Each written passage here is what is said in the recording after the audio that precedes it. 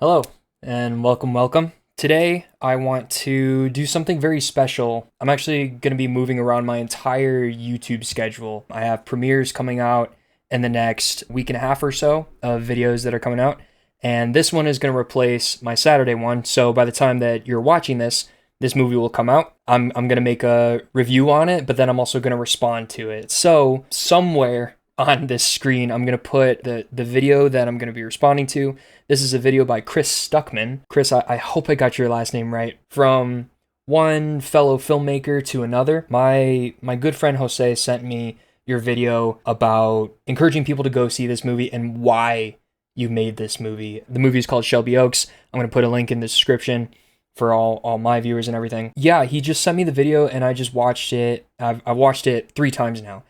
And I just felt moved to respond to you, and hopefully you see this. If you do, great. If not, no worries, it's out there.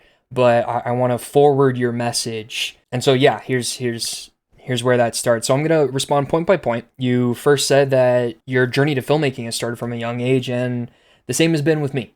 For you, it started when you were young, when you were 14, and you saw those 3 movies: Spider-Man, Minority Report, and Signs. For me, it started when I was 8 years old, when I saw The Dark Knight for the first time. I remember sitting there with my family, and then the credits rolled. I was like, oh my gosh, this is amazing, Batman, best thing ever. And it said, I remember the credit so clearly, directed by Christopher Nolan. And I was like, directed by? So I lean over to my dad, and I'm like, Dad, what does directed by mean? And he says, he made it. He made the movie, and I was like, what? You could do that? I used to think movies just spawned and then you go watch them. I didn't realize you could make them. So that's my equivalent to your Spider-Man. To your Minority Report was Interstellar for me. Just science fiction and like grabbing you by the imagination and making you think and having an intellectual discussion.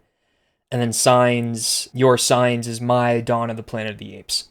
I think Dawn of the Planet of the Apes is like top 3 movies for me, if not top 2. I honestly have not talked about that movie enough. Probably going to do a big video essay about it because I love that movie so much. But I just wanted to relate with you that there's these 3 movies that are like I can pinpoint that like I can do this, and yeah. So just wanted to relate with you on those points first. The second thing is I have a video which I'm gonna put here.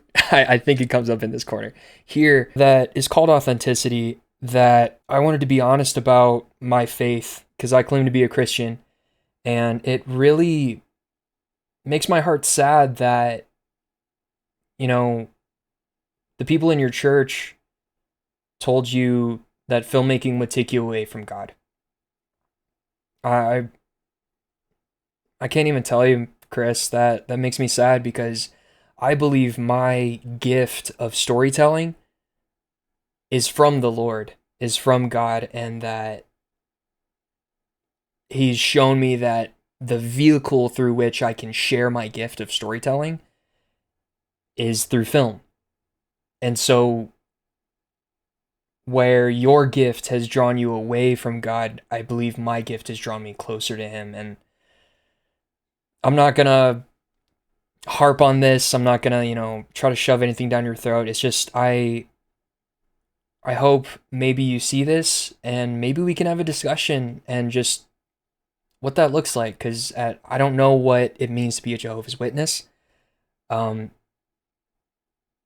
I just know what I've been raised and taught, and I don't know, man. I just that makes me sad, and I believe that you could connect to God through your gift of storytelling. And before I go further, I want to say I'm going to this movie Saturday. I just bought my tickets right now, just bought them, and I'm going this Saturday. So when this video releases, I will be going to see the movie, and then immediately after, I'm gonna make a video on it, responding to it, and kind of a part 2 to this video.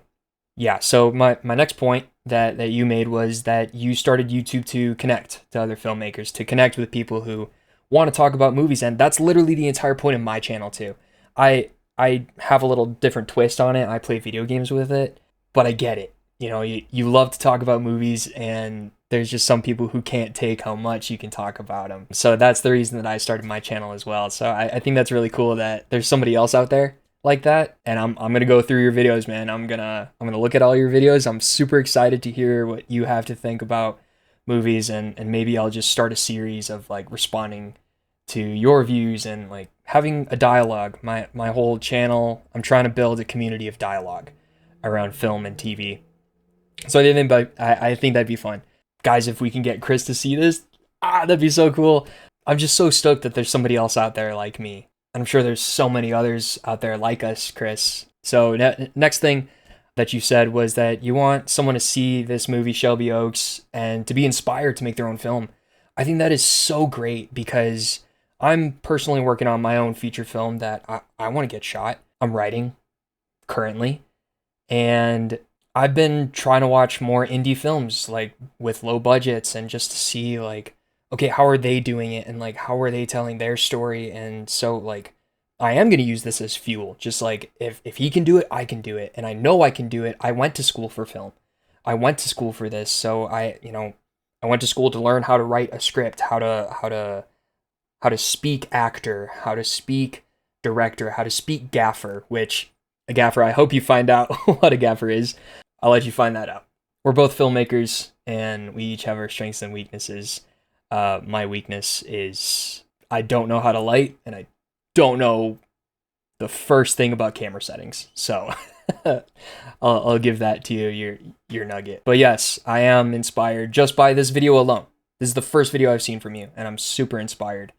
And I want to support you. Next point you made is cinema is under attack, whether from people who aren't watching, or Hollywood is stopping personal stories, or Hollywood is gatekeeping and strangling writers and VFX artists and actors. And you're absolutely right, man. Cinema is under attack, and I have a crash out clip on my Twitch.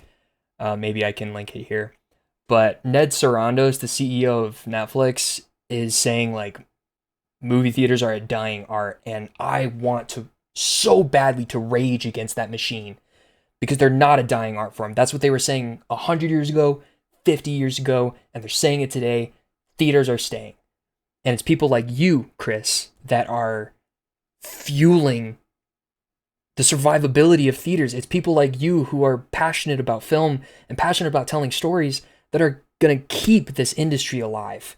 And so man, I give you major props, and I love what you're doing. I love what you stand for. So I'm supporting you, man. The next point you made was your filmmaker friends are struggling. We're not all rich. I have a 9 to 5. I go and I'm a data entry operator. I type in license plates all day, and I live paycheck to paycheck. I live with my parents, man, and I have good friends who are full-time in LA. They're struggling. I have good friends who are living in, what's the state? Is it Kentucky now? Who are going to Kentucky, who are living in Buffalo, New York. Dude, you're so right. We're all struggling. And to echo your point, maybe by going to this movie, we can make Hollywood listen. We can, I love that in America, our dollar is our voice. And so where we put our receipts, where we put our money is where they're going to hear.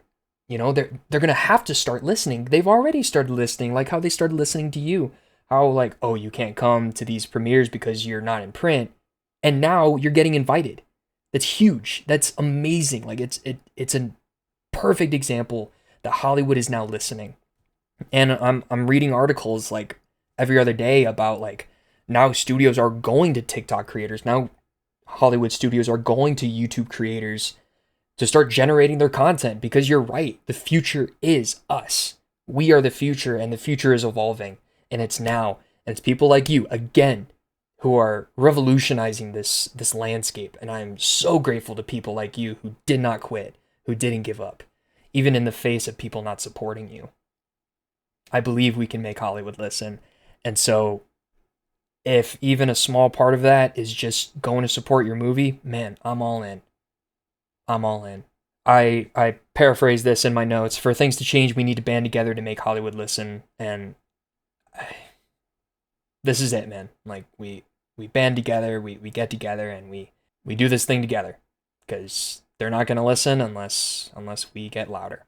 And unless we put our money where our mouths are. So That's what we're doing.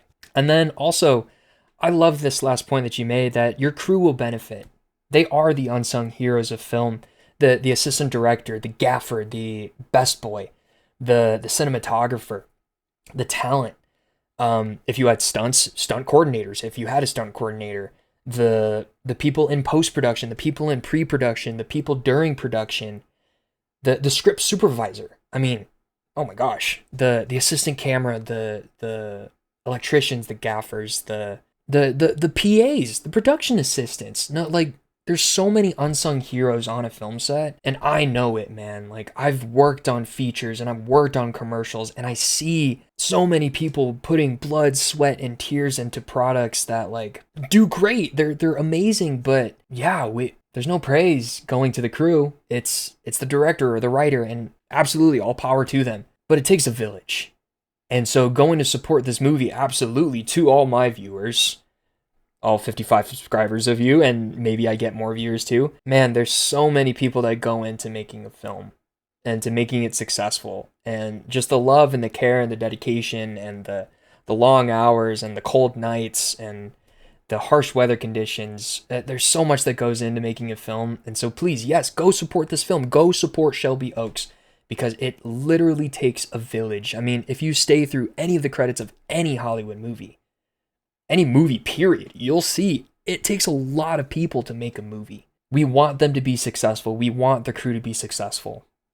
I want you to be successful, Chris. And so I'm going to close out with something along the lines of what my wrestling coach used to tell me: a rising tide raises all ships. So we go and support your film. We go and support other indie films.